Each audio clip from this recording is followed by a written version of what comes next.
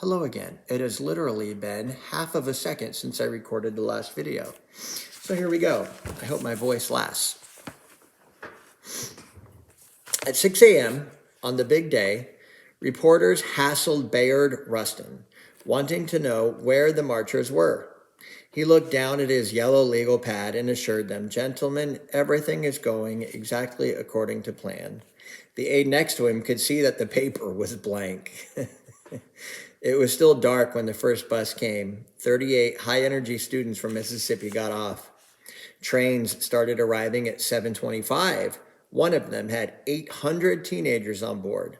There were rumors that local residents were sitting on their porches with loaded guns.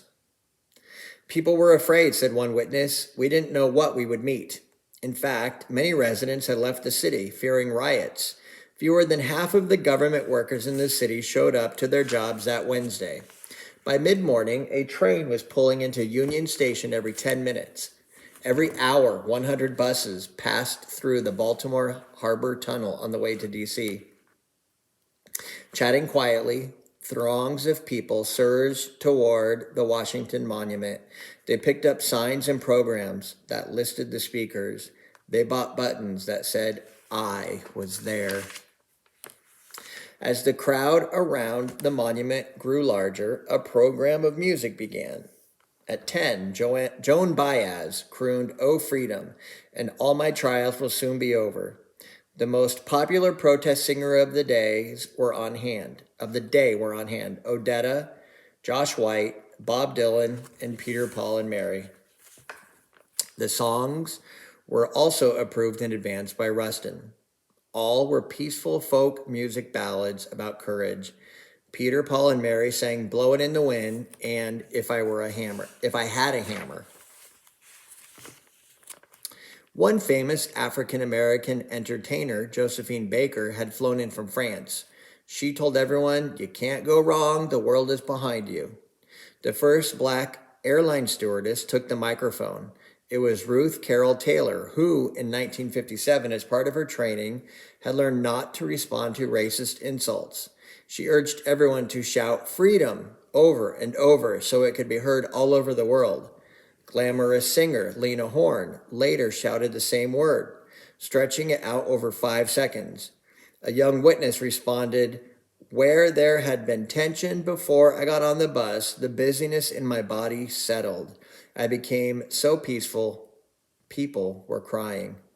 At 10:30, an announcement came over the loudspeaker. 90,000 people were now gathered. The crowd cheered. And still, trains and buses kept streaming in.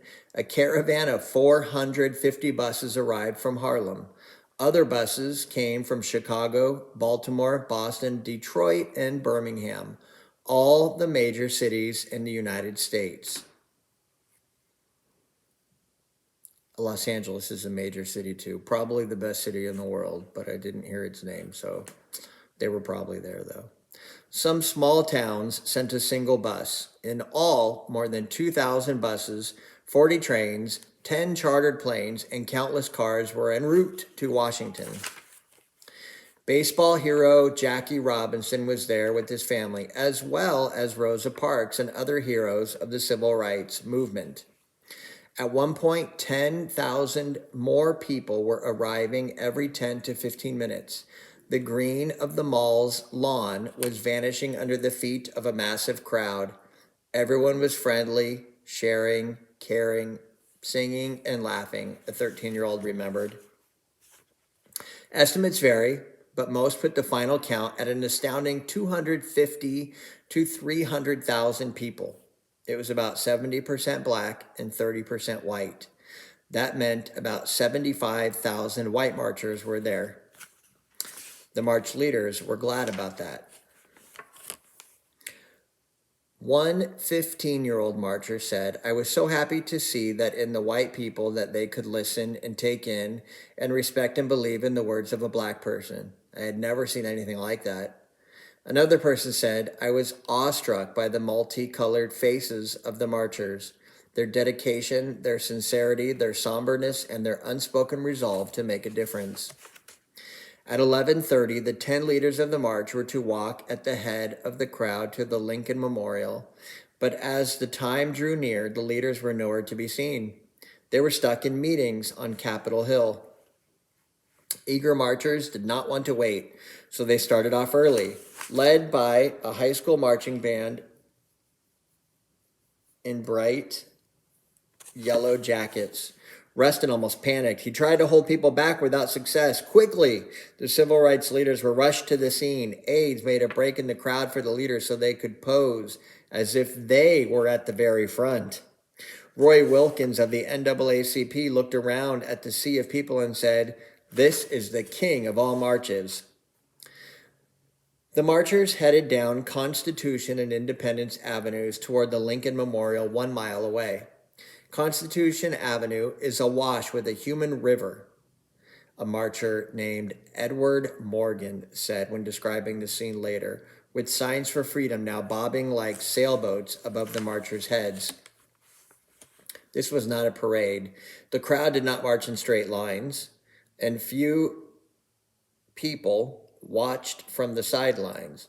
Marchers stayed in groups, as many as 30 abreast. Some smiled, others were crying. Most had serious looks on their faces. Sometimes, all of a sudden, people started chanting, chants like, "James E. Crow must go." Some sang, but often only the sound of footsteps was heard. Many were ordinary people dressed in their Sunday best. Some had never been to D.C. before and were awestruck. It was like coming into Rome with all these marble buildings, said a man from New Jersey. 1 foot forward, another foot forward. Was anyone scared? Of course. There was a real feeling of excitement mixed with anxiety in the air, said a marcher.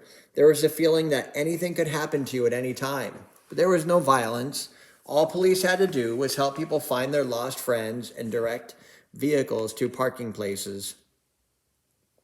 The KKK's Imperial Grand Wizard had vowed to show up, but he had plane trouble and never arrived. The head of the American Nazi Party had planned to bring in 10,000 followers to disrupt the march. He showed up with only a very small group. One of his men was arrested for giving a speech, a hate-filled speech, without a permit, and the Nazi Party members left. Most of the crowd was unaware of the incident. A minister described the mood as euphoria, really, really happy. The march was turning out to be what everyone had wished for. By 2:30, everyone had reached the Lincoln Memorial. For many, that 1 mile walk was the most important journey of their lives. Before the speeches started, there was music. An organist started off with the Battle Hymn of the Republic, a song from the Civil War days. "We Shall Overcome" was the second song, based on an old hymn about peace and justice. It was made famous by folk singer Pete Seeger. People would join hands while singing and make up new verses such as "We Are Not Afraid." The day got hotter. The temperature rose to 87 degrees. Roasting in the sun, some fanned themselves with their programs or dipped their bare feet into the Lincoln Memorial reflecting pool. Lines for toilets and for food were hundreds of people long. A few fainted from the heat and some were brought to first aid stations. These people were lifted above the packed crowds and passed from person to person. By the end of the day, the Red Cross treated a total of 1,355 people. Just one person died. It was from a heart attack. Sunlight glinted on the pool, shooting reflections everywhere. 250,000 people now waited to hear words that would express why they had come to Washington.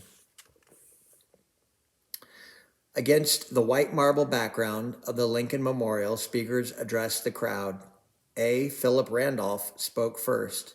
The march was the fulfillment of his life's dream. He congratulated everyone on being part of the largest demonstration in the history of this nation. He continued, "We are not a mob. We are here for jobs and freedom. When we leave, it will be to carry the civil rights revolution home with us."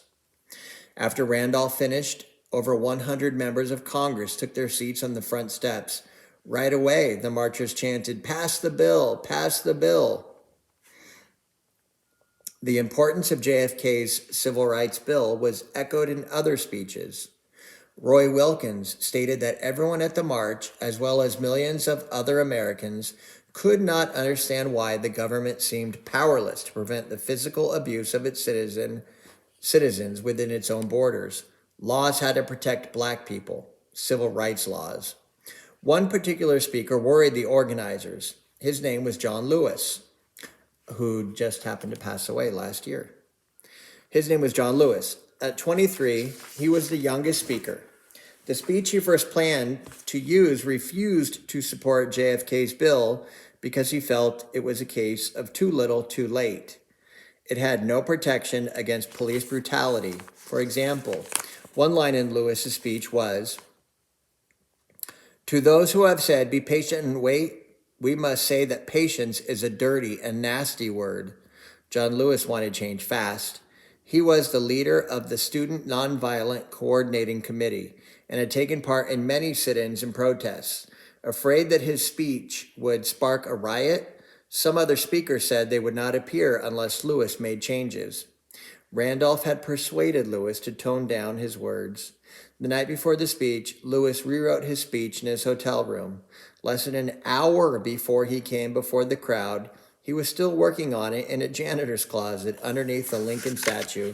Finally, it was finished and typed. He was a congressman, kids. Just in case, later in life he became a congressman. Just in case Lewis became too fiery or it looked like the crowd would turn angry, someone from the Justice Department was on hand to cut his microphone and go to a soothing Mahalia Jackson recording. When John Lewis took the stage, he began hesitantly, his voice cracking. The speech was toned down but still strong, urging immediate passage of the bill. Otherwise, he promised more marches in more cities, with the spirit of love and with the spirit of dignity that we have shown here today. He ended by saying, "We must say, 'Wake up, America, wake up,' for we cannot stop, and we will not and cannot be patient." The crowd interrupted him 14 times with applause. Lewis said later, "The speech still had fire. It still had bite." As the afternoon went on, there were more speeches. Were there any white speakers? Yes. Walter Reuther, head of a powerful union for automobile workers, gave one of the speeches. He had marched with civil rights groups in Mississippi and was a friend of Martin Luther King Jr.'s. He said, "We cannot successfully preach democracy in the world unless we first practice democracy at home. It is a responsibility of every American to share the impatience of the African American." Did any women give major speeches at the march? No. At one point, Daisy Bates, a longtime activist, read a list called "Tribute to Negro Women Fighters for Freedom." Rosa Parks, who was at the Lincoln Memorial that day, was among the women honored. She stood but did not speak. She had not been asked to. A woman who worked for Rustin felt embarrassed. After all, black women were crucial to the civil rights movement. The leader's poor excuse was that they were afraid that by picking one woman to give a major speech, others would be jealous.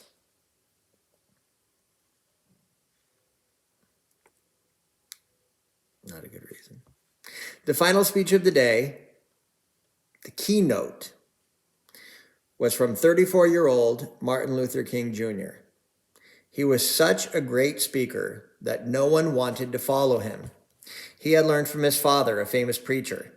He had taken many classes in public speaking and practiced sermons in front of a mirror.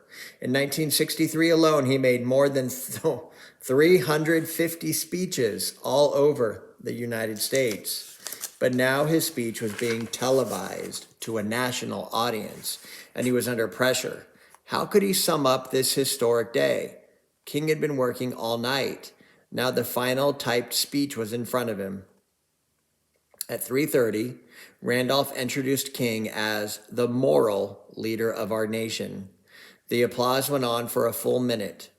In his rich, deep voice, King began by reminding America of its many broken promises to blacks. Racial prejudice was not just morally wrong, he maintained, it was un-American.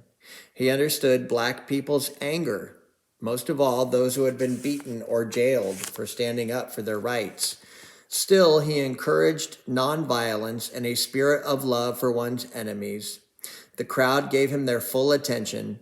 From a few feet away, his friend Mahalia Jackson piped up, "Tell them about the dream, Martin. Please tell them about the dream." King had been talking about a dream of his for months. Some of his aides thought he'd been overusing it.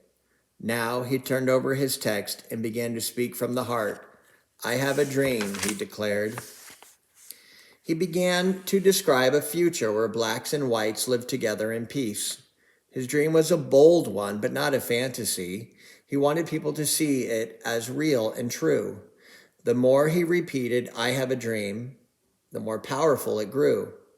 "I have a dream that my 4 little children will one day live in a nation where they will not be judged by the color of their skin, but by the content of their character. Even in places like Alabama," he predicted, "little black boys and black girls will be able to join hands with little white boys and white girls as brothers and sisters." His language was biblical, poetic, and gorgeous. He ended by calling on people to go home and keep working toward this dream so that someday all Americans would be free. King's words wrapped up the entire day with a powerful message of hope. He went way over his time limit. His speech ran a total of 16 minutes, but no one cared. By the end, everyone was crying, smiling, or both. Strangers were hugging one another. JFK was watching, John F. Kennedy, was watching on his TV at the White House and was awed. A-W-E-D, awed. So were Americans all over the country. In fact, thanks to the new satellite technology of Telstar, King's speech was broadcast live around the world.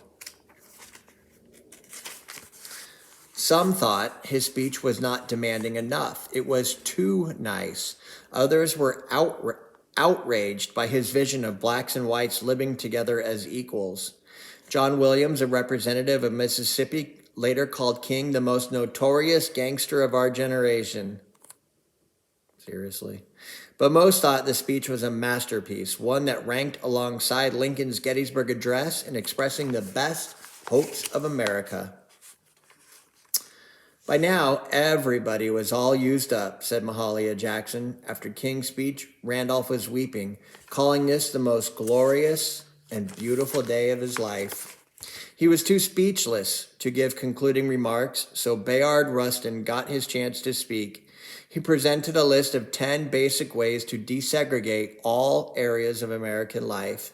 Each one was met with a roar of approval from the crowd. The day ended ahead of schedule at 4:15. Linking arms, people sang "We Shall Overcome" one more time. Buses and trains were already revving up their engines, ready to take the marchers home. The civil rights leaders left for their meeting with President Kennedy. At the White House, there was coffee, sandwiches, and cherry cobbler. For nearly an hour, JFK and his Vice President Lyndon Johnson talked with the leaders about the Civil Rights Bill. Already, there was the sense that the march had helped to put the civil rights movement on the national map. The next day, the New York Herald Tribune called it a great day in American history and a national high-water mark in mass decency. It touched many who had not given civil rights much thought, especially white people. As a government official said, it moved an awful lot of citizens who were very indifferent to realizing there's something that has to be done. Yet just over 2 weeks later, a black church in Birmingham was bombed. 4 young girls were killed. What about JFK's bill? Opponents were able to stall it in committee, delaying its passage time and again. Then, on November 22nd, 1963, so this is 3 months later after the march, President John F. Kennedy, was shot and killed as he rode in an open limo past cheering crowds in Dallas, Texas. The hopeful day of the march already seemed a part of the distant past. But the new president, Lyndon Johnson, promised to follow through with the bill. He did. The following July, he signed the Civil Rights Act of 1964, less than a year after the march. This, combined with the Voting Rights Act of 1965, which promised government enforcement of voting rights, represented the official end of Jim Crow. 3 years later, the Civil Rights Act of 1968 was signed. This made it illegal to refuse to sell a house in a white neighborhood to a black person. It was another great moment in the cause of equality, but the event came at a sad time. The act was signed into law by President Johnson 1 week after Martin Luther King Jr. was shot to death as he stood on his hotel balcony in Memphis, Tennessee. If only King had lived to see Barack Obama take office as the first African-American president of the United States on January 20th, 2009. Yet even though King was dead, his dream had lived on. When people stand up and make up their minds to move and take action, said a 21-year-old marcher, it opens doors. Today in the United States, some people are still treated unfairly because of their gender or religion or the color of their skin. Every door that is opened meets with resistance, but the doors open anyway. Now, I promised you those pictures. Segregated water fountains.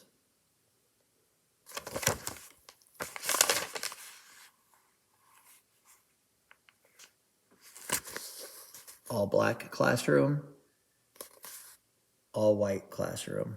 Seems kind of silly to us today, I'm sure. Thurgood Marshall. Linda Brown, able to attend school. That's Brown versus the Board of Education. Big Supreme Court case. People protesting integration. There's John F. Kennedy with some members of the NAACP.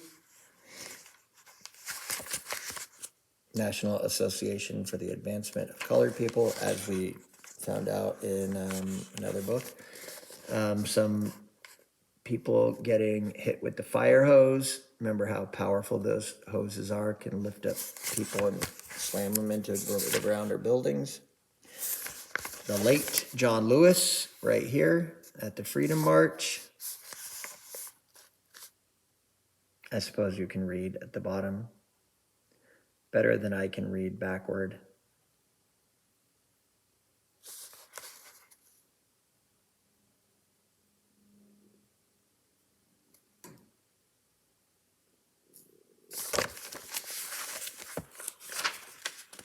Images from the march. Kind of a neat thing to read about, guys. I hope you maybe would like to do a little bit more research. Something that I would love to have been a part of, to be there. I get chills holding it up, looking at the pictures. Demonstrators dipping their feet into the reflecting pool. Remember, it said it was 87 degrees, and you're like, oh, 87 degrees, that's not that hot. It's really not that hot, but add to it the humidity. Look at all those people. Add to it the humidity of a Washington, D.C. day in August. It's got to be overwhelming. And finally, Lyndon Johnson signing a bill with, who else do I see? Martin Luther King. Let's see if I recognize anybody else. Nope. Bunch of old people. And there you go. All right, that's part 2. That's the last and final book. These are due by, I'm not going to say, because I already wrote it in Google Classroom.